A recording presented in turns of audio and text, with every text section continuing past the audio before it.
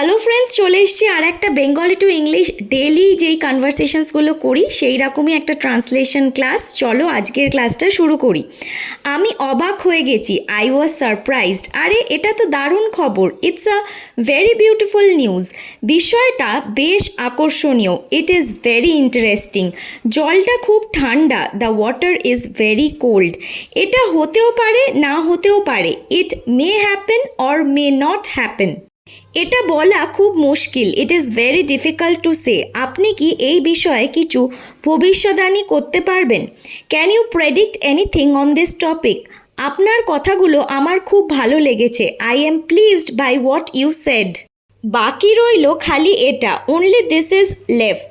সে খুবই সাধারণ একটি মেয়ে, she is a very simple girl. আমি একটু চিন্তায় আছি, I am feeling thoughtful about a matter. বিষয়টা কিন্তু বেশ গুরুত্বপূর্ণ, the subject is very important. আজকের ক্লাসটা তাহলে এখানেই শেষ করলাম। কেমন লাগলো ক্লাসটা অবশ্যই কমেন্ট করে জানিও। ভালো লেগে থাকলে বন্ধুদের সাথে এই ক্লাসটা শেয়ার করো আর চ্যানেলটা অবশ্যই সাবস্ক্রাইব করো।